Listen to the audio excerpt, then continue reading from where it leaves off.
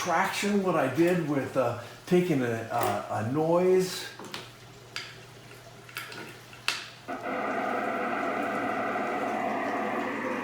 What a fixed filter bank does.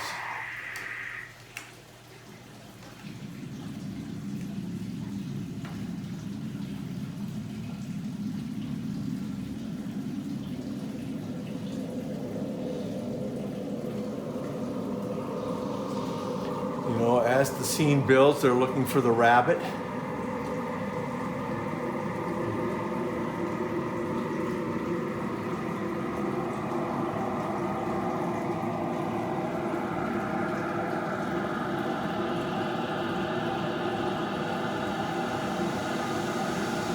Grabbing a mouse and grabbing a parameter does not allow you to do things like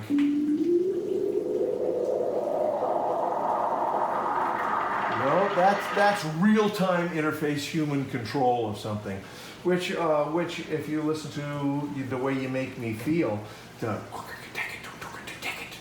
I'm playing the filter, and keeps it from being boring.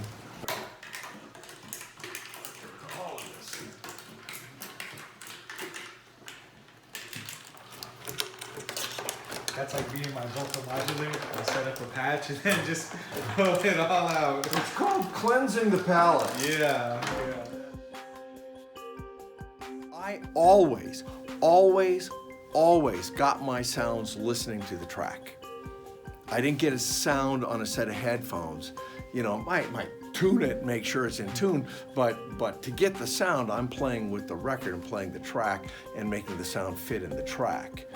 Other people always did their work on headphones and then they'd play it against the track and maybe it fit, maybe it didn't, right?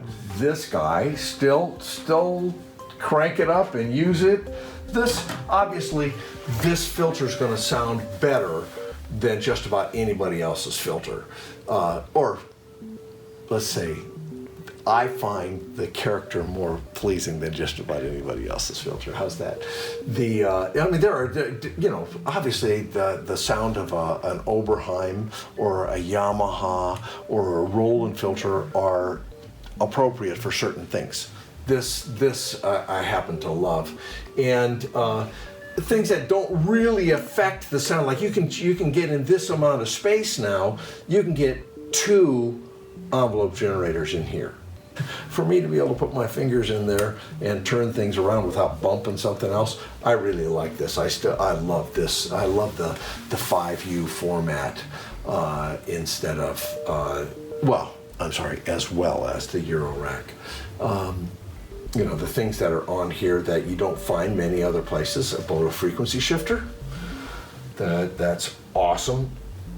The fact that I have so many ways to get in and out of voltages between voltage triggers and S triggers, that I have so many LFOs that I can use and so many paths of VCAs that I can use. These are 2 voice, I mean truly 2 voice. So you play 1 and then you play 2. You have a separate output for the keyboard control voltage and a separate output for the gate, as opposed to in the early days of the ARP 2600, you had 2 keyboard control voltages but only 1 gate. So it wasn't really voices, it was 2 notes before you got to the voice part, before you got to the filter and the amplifier. And one of the beautiful things about this is that when you do it, you can have separate portamento range. You can have portamento on one sound and have no portamento on the other, or a different amount of portamento, and it just becomes thicker, which is one of the things that a lot of people don't get into, but I do, where when you take modulation out, and you take, instead of a modulator going into an oscillator or 2 oscillators and having it be the same modulator, if you just invert the other one and they move against each other, then you get a thicker sound. they had a ribbon controller with grease pencil marks on it, and you went, and it was all, you know, and that would have been my gig to play that. Glad I didn't do that. Whenever I played with a band in the first 10 concerts, I usually ran screaming. I usually play a piece of music once or twice, and then I never play it again, which is a problem on one part, you know. But when I have to play the same song over and over and over again, especially if it's not fun, in my chair, more and more, instead of me playing a part and doing what a guitar player does or doing what any other instrumentalist does, where you put your whole life into playing one part, they go, oh yeah, can you play the strings here and play the bells with your left hand there, and then, oh, reach over and play that French horn part there, and with your feet, if you could hold that low, you know. And I'm just going, you can't pour your heart and soul into playing one voice if you're being that spread that thin. This is my choice. This, you know, I was just doing a session the other day. I mocked it up with something, and the Voyager. I once on Herb Alpert, we got nominated for a Grammy on Human Nature. I did the intro. I'm not exaggerating. I spent 5 days installing, getting the latest, greatest modular, MiniMoke, all those stuffs, all of that, and getting it to where it all talked, all worked, everything. Finally I took my Voyager out and I put it up. Within 10 minutes. I had exactly what I wanted. You know, we talked about that a little earlier, where you want to change the filter, you reach up and you change the filter. You don't grab your mouse, go over and click on it, and then drag it and kind of maybe be able to control where it's going to be. We sat at dinner every night and talked about, you know, what he was wanting to build in here. And he really did it. It's terrific. The modulation, the control, the being able to remember it. Again, that's the danger. And I hope that this is appropriate. The danger is with presets like that you use them. You know, that instead of creating, again, to the track, listening to the track and changing the sound to the track, changing the vibrato speed to the track, changing all your envelopes to the track, end up using a preset. One of the things I liked about it was this kind of reminded me of a MiniMoke, that all of my parameters are here. I don't have to jump around, I don't have to reach, I don't have to do this. Everything was here under my fingers. Everything that I needed, and I liked it, and it sounds good, and it had some really interesting unison and unison detune stuff like here, right? And it also had some interesting where it was, I could either have it, this is the same voice over and over again, or it can step through the voices 1, 2, 3, 4, 5, 6, 7, 8, right? Or just have it all be unison, and that was really nice. I didn't come in to replace orchestras. I came in to play on orchestras or play with orchestras live. And John Barry didn't even used to write me music. I would get a piece of paper. It had a stave on it. It had a beginning and an end, and it would say Erie. And I'd have to go over to the violins, and I'd look at what they were playing. I'd have to figure out where the changes were. He was so simple in his writing. You know, there are not more than 3 or 4 chords usually, and all whole notes and stuff all drawn out. But you know, I'd have to improvise over the top, and I'd have to figure out my own part. And it was how to fit in and add to the coloration. Randy Newman, how to take a French horn sound, play with, it wasn't about whether he didn't have enough French horn players. He had 6 or 8, didn't matter. He could, on the natural, have as many as we want. We put a synthesizer on that. We put that on there to augment, to make better or different, not to replace. You know, it wasn't a budgetary thing, it was a taste thing.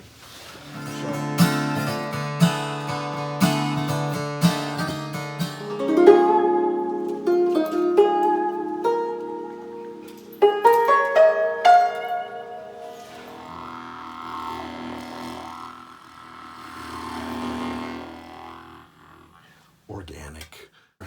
These are kind of fun. This guy here.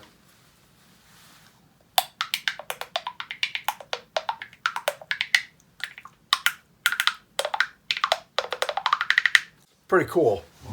Who knew?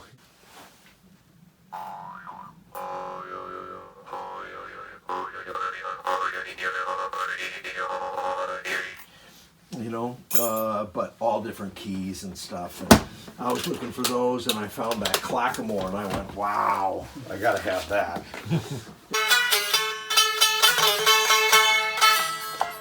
And then this is pretty clean, and I have 6 there that are pretty dirty. They don't sound as good and pristine as this, and I can do this as a center track and then spread it out with that. But I love this, you know. MiniMoke. Took my best sounding MiniMoke over to these guys. Said, "Hey, build it into a rack mount for me." And it came back. I said, "Boy, this doesn't sound like the same instrument." And he said, "Oh, you wanted the same instrument?" yeah. He says, "We just put all the MiniMokes in a pile and then we just take." No, it was like my favorite bass sounding MiniMoke. But you know, I've got 6 of them, and I'm very happy with the way they sound.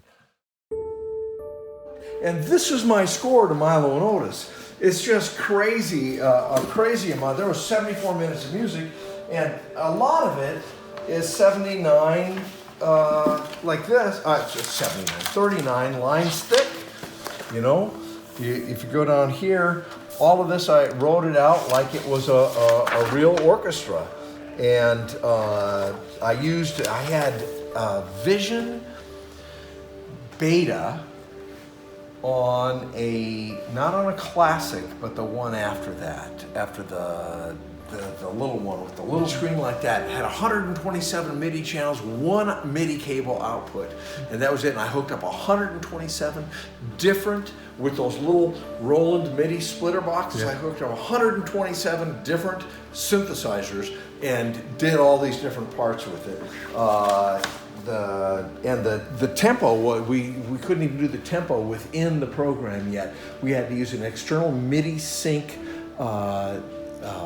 It was a PC-based, Yamaha-based computer driving the MIDI sync so that I could go through it, and I would work with the engineer, and I would go, here's the tempo, here it goes, and here it, we'd get those markers in, and he'd generate a MIDI time clock that then sped up and slowed down as though I were conducting.